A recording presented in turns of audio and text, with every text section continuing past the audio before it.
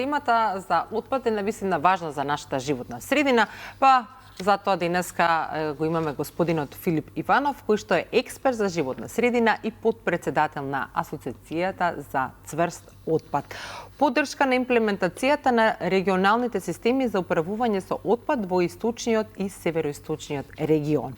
Што представува проектот СЕНЕ 3? Која е неговата главна цел?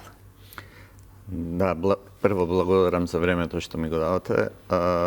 Проектот е техничка поддршка насочен кон развивање на системот за регионално управување со отпад. Што подразбира тоа?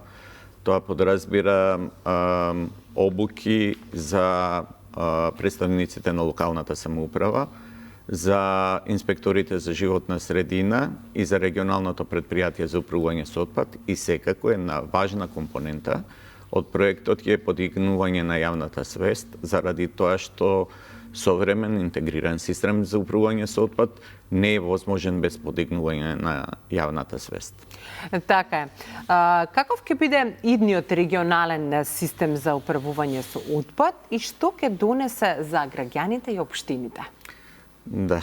Регионалниот систем за управување со отпад подразбира обединување на два региони, источен и североисточен. Зошто се прави обединувањето на регионите? Се прави заради економија на обем, заради тоа што вие не можете да воспоставите интегриран систем за управување со отпад со сите елементи согласно меѓународните нормативи, доколку немате доволен број на жители да ги покријат трошоците за еден таков систем, заради тоа што тој прилично многу кошта. Значи, двата региони, источен и североисточен регион, се обединети во еден регион.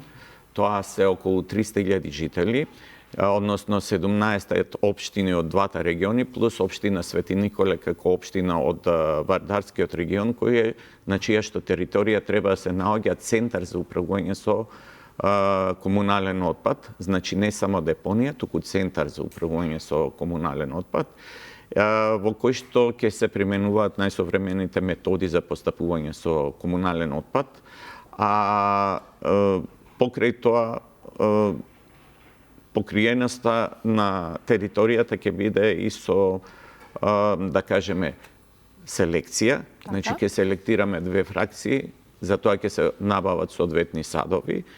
Едната фракција ќе биде мешан отпад, кој што ќе оди во постројката за преработка на отпад.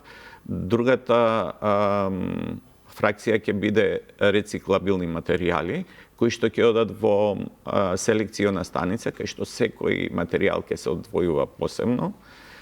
И целта на ваквото постапување со отпадот е да на крајот на депонијата, која што ќе биде изградена согласно сите стандарди на Европската унија, значи со изолации, со системи за собирање на седокот и така натаму и така натаму.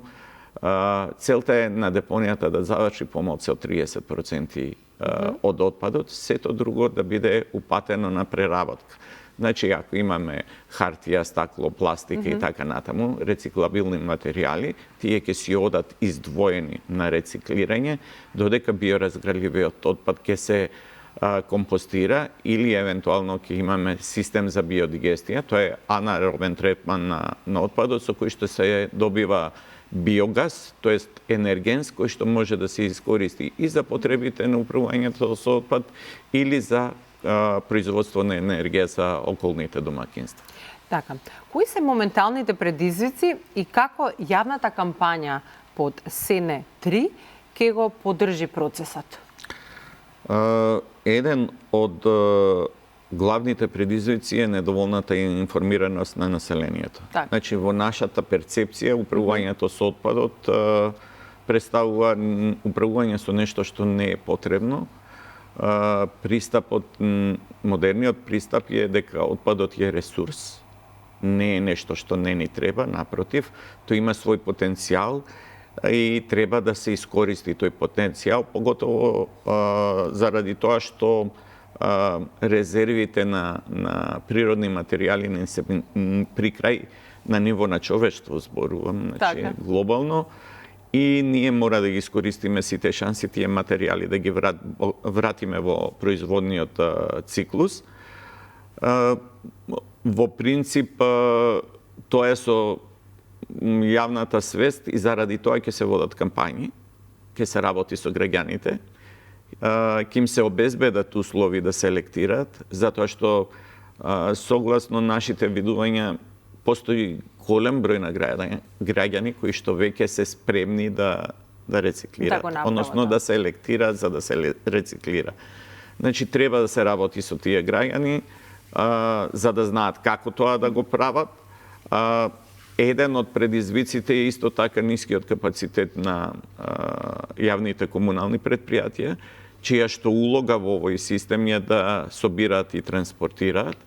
И исто така еден од предизвиците е подигање на заедничкото јавно регионално предпријатие, заради тоа што тоа ќе управува со трансфер станиците и централната постројка за управување со отпад, која што е една високо софистицирана инсталација со голем број на механизми,